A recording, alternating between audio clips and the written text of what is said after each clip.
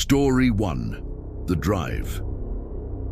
The door handle was gone. I stood in my apartment parking lot at noon, staring at the driver's side of my Honda. The plastic casing had been ripped clean off. Metal components jutted out like exposed bone. Someone had been holding onto that handle when I hit the gas. Let me go back. 2 nights before, I woke up in my car on a residential street I didn't recognize. My seat was reclined. My phone was in my lap, screen dark. I had no memory of how I got there. The last clear thing I remembered was a club, my co-worker Dana handing me a drink. My friend brought us around. I'd trusted her. We worked together. She'd spent 3 weeks convincing me to go out, wearing me down until I finally said yes. I never went out. I didn't know St. Petersburg beyond the 4-mile radius around my apartment. That night, Dana insisted I drive. She left her car at my place. We picked up her friend Lila, then headed to some club I'd never heard of. 20 minutes in, Dana spotted someone she knew. She grabbed Lila. "Be right back." They came back with drinks. 3 rounds from Dana's friend. I didn't think twice. Then the room tilted sideways in my mind. Not spinning, just wrong, heavy. My thoughts moved through sludge. "We need to leave," I told Dana. "Now." Everything after that fractures. I remember sitting in my car outside Lila's apartment complex, engine running. Dana and Lila talking in voices that didn't sound right. Then one of them said something, I still don't know what, and my body reacted before my brain could. I slammed the car into drive and floored it. I drove for hours through streets I couldn't recognize, even though I'd lived here 4 years. The drug turned the city into a maze. Street signs meant nothing. My hands gripped the wheel, but I couldn't focus long enough to navigate. At a red light, 2 men appeared at my window. I didn't see them walk up. They were just there. One of them grabbed my door handle and pulled. The door opened. My doors auto-lock when I shift into gear. They always have. But it opened anyway. I hit the gas. Tires screamed. I didn't look back. After that, nothing. A gap in time. Then I was parked on a quiet street trying to unlock my phone. My fingers wouldn't cooperate. I stared at the screen for what felt like an hour, paranoid and shaking, before I gave up and reclined the seat. I woke at dawn. The drug had loosened its grip just enough for me to use GPS. I drove home and collapsed. At 11 a.m., I woke to 20 missed calls, most from Dana. When I called back, she was frantic. "Where did you go? I've been calling you all night." "Your friend spiked my drink," I said. "I wasn't sticking around." Silence, then, "The drinks weren't meant for you." She said it so casually, like it was an honest mistake. I hung up. Before she came to pick up her car, I went outside to check mine. That's when I saw it. The handle casing, missing. Those men at the red light weren't a hallucination. Someone had tried to pull me out of my car while I was drugged, alone, and barely conscious. I never spoke to Dana again. She picked up her car in silence and left. I still think about that night, about how I trusted someone just because we worked together, about how I don't remember most of it, but my car does. The handle is still missing. I never replaced it. I want to remember. Story 2. The Dunes. We saw him twice before we realized he was following us. The first time he was standing on the ridge we'd just left, a silhouette against the moonlight, watching us move deeper into the dunes. My friend Callum saw him first. "Was that one of you?" None of us had gone back. The second time, he was in the clearing below, circling the perimeter. All black, hood up, no flashlight. It was September, just after school started. Our scout group, myself and 5 others, all 16 or 17, had hiked into the sand dunes after dark to meet the younger scouts at the peak. It was tradition. The new kids climbed the tallest dune, the older ones helped them up, and when they reached the top, they're officially scouts. We'd done it a dozen times. The dunes were safe. Families came here during the day. If you got lost, you just walked in any direction for 10 minutes and you'd hit the beach or the car park.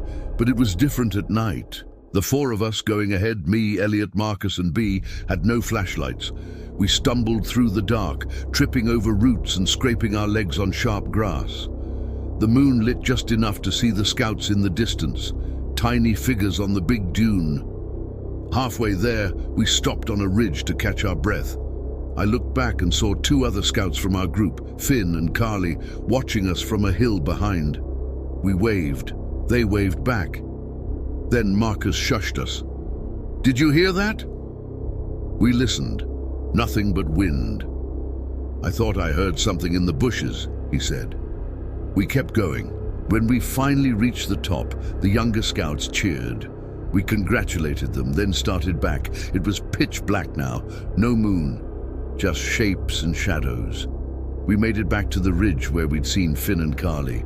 They were still there, waiting for us.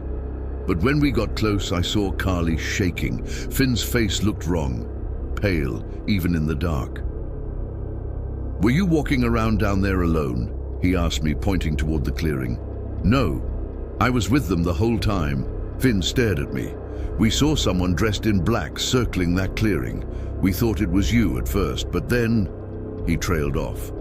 Carly finished. "When you left the ridge, we saw him standing where you'd been, looking in your direction." My stomach dropped. Marcus had heard him, in the bushes, when we stopped to rest. He'd been following us. The six of us moved quickly toward the clearing. Finn and Carly ran ahead to warn the scout leaders. The rest of us stayed behind, watching. It was too quiet. Then one of the younger scouts screamed. We ran toward the sound. The kid was sobbing, pointing to our left. There he was, standing on a ridge, watching us. Elliot saw it first. "He has a knife." We ran. The older scouts grabbed the younger ones and carried them back to the car park. I didn't look back. I didn't want to see if he was following. When we reached the parking lot, parents were already there, picking up their kids. Some of them heard pieces of what happened, but only the six of us know the whole story. I never saw his face. I don't want to. Story 3. The door. He hit my apartment door so hard the frame cracked. I was on the other side, phone in my shaking hand, watching the wood bend inward with each impact. Then I heard my neighbor's voice in the hall. "What the hell are you doing?" The banging stopped. Footsteps retreated down the stairs, fast but not panicked. When I looked through the peephole, my neighbor, a man in his 60s I'd only ever nodded to, was standing in the hallway staring after him. I opened the door a crack. "Are you okay?" he asked. I wasn't. "Let me go back." His name was Kyle. I knew that because of his credit card. He came into the bar where I worked 3, sometimes 4 nights a week. Always alone, always late. He'd nurse 1 beer for an hour and try to talk to me while I worked. At first, I thought he was just lonely. I kept it polite, short answers, busy hands. But he asked questions that felt too personal. Where did I live? Did I walk home? Did I have a boyfriend? One Friday night near closing, he asked if I wanted to hang out outside of work. I told him no. I kept work and personal life separate. His face changed. The fake smile dropped for just a second, then came back wrong. He threw cash on the bar and left without tipping. I felt relieved and uneasy. My shift ended at midnight. I grabbed my hoodie and walked out into the quiet street. My apartment was 7 minutes away. I'd done the walk 100 times. I just turned the corner when I heard my name. I stopped, turned. Kyle was standing under a streetlight half a block back. He waved. "I wanted to apologize," he said, walking toward me. "I get nervous sometimes." I told him it was fine. I needed to get home. "Can I just get your Instagram? I promise I won't bother you.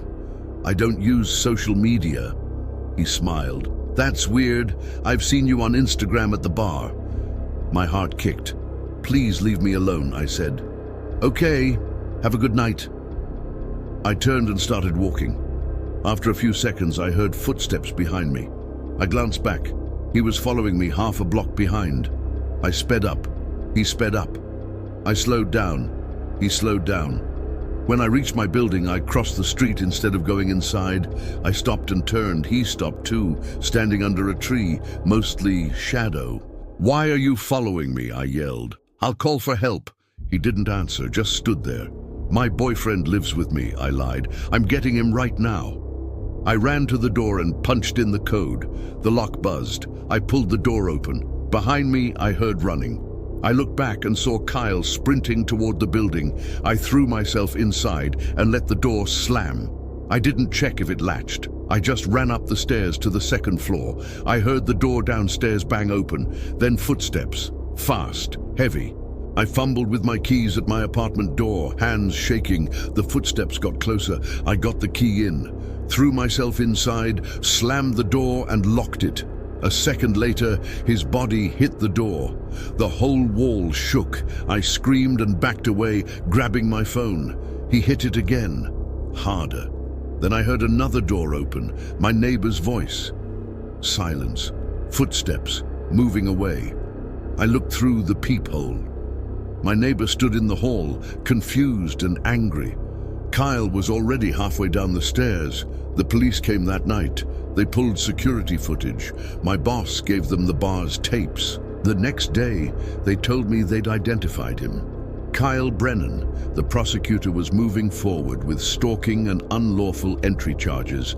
I filed for a restraining order. The judge approved it immediately.